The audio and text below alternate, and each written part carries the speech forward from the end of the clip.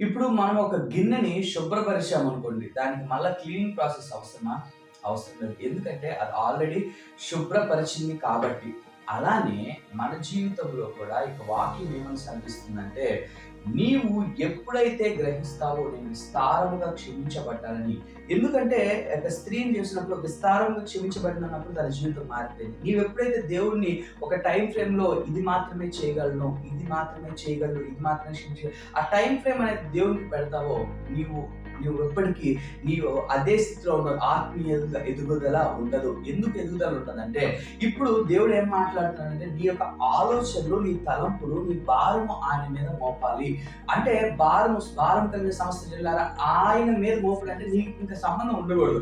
ఆయన మీద భారం ఇచ్చినప్పుడు ఇంకా ఆయన చూసుకుంటాడు, ఆయన నడిపిస్తాడు, విడిపిస్తాడు, రక్షిస్తాడు. అందరూ ఒప్పుకోలు ప్రార్థన ఐఎమ్ నాట్ అగేన్స్ట్ ఇట్, ఎప్పటికీ అగేన్స్ట్ ఇట్. కానీ ఏమని అంటున్నాడంటే ఈ యొక్క జీవితంలో ఆ ఒప్పుకోలు నుంచి ఒక సజెషన్స్ తీసుకునే రిలేషన్షిప్ అంటే from the confession you have to take the suggestion. ఆ కన్ఫెషన్ నుంచి సజెషన్స్ దేవా ఏం చేయాలి, నేను ఎడిక్షన్ లో ఉన్నాను, అవునైనా నేను బాధపడుతున్నాను, బయటికి రాలేకపోతున్నాను, దయచేసి నన్ను నడిపించు, రక్షించు, విడిపించు, రక్షించు, బలపరచు అని ఆయన మీద ఆధారపడి ఎప్పుడైతే జీవిస్తావో, when you trust in him, ఆయన మీద నమ్మకం కలిగి ఉంటావో, ఆయన్ని నమ్మిన వారు ఎవరైనా కూడా తలగా ఉంచారు కానీ తమగా ఎక్కడ ఉంచినట్టు చరిత్ర కూడా ఎందుకు చెప్పట్లేదు అంటే, నీవు ఆయనతో సంబంధం కలిగి ఉన్న ఆ రోజు ఆదామవ్వలు కోల్పోయిన ప్రతిదీ నీ కోసము ఆయన మళ్ళా తిరిగి ఆయన నీ కోసం దరిద్రుడిగా వచ్చి 2000 సంవత్సరాల క్రితము నీ కోసము ప్రాణం పెట్టి రక్తము కాచి తిరిగి లేచిన యేసుక్రీస్తు వారు నీకు ఒక దారిని ఏర్పరిచారు. ఏంటి ఆ దారి అంటే,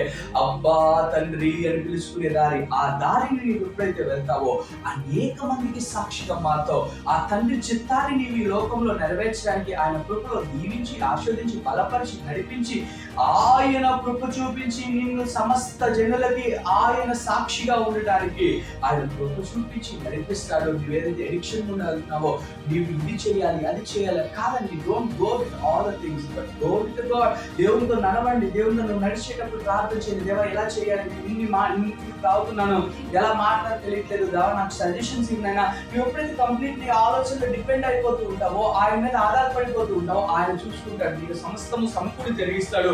అనేక మందికి సాక్ష్యముగా నిన్ను మారుస్తాడు. ఆయన కృపలో నిన్ను దీవించి, ఆశీర్వదించి, బలపరిచి, నడిపించి, ఆయన కృప చూపించి, ఇదిగో నా బిడ్డ, బలా నమ్మకమైన నా దాసుడా అని పైకి లేవనెత్తి, ఏ విధంగా పేతురు పడిపోయావు అనుకోండి, బాధపడి టెన్షన్ దిగులు చెందని డిప్రెషన్, ఆయన మళ్ళా జీవిస్తాడు, పైకి లాగుతాడు, ఆయన నడిపిస్తాడు, వినిపిస్తాడు, రక్షిస్తాడు, బలపరుస్తాడు. ఆయన కృప జీవితం సదాకాలం ఈ వాక్యము నువ్వు ఎప్పుడైతే తెలుసుకుంటావో, ఈ జ్ఞానము ఎప్పుడైతే తెలుసుకుంటావో, నీ యొక్క ఆలోచన పరిమితితో విస్తారంగా క్షమించబడ్డానికి నమ్మినప్పుడు నీ జీవితంలో ఒక కొత్త ఫేజ్ అనేది స్టార్ట్ అవుతుంది.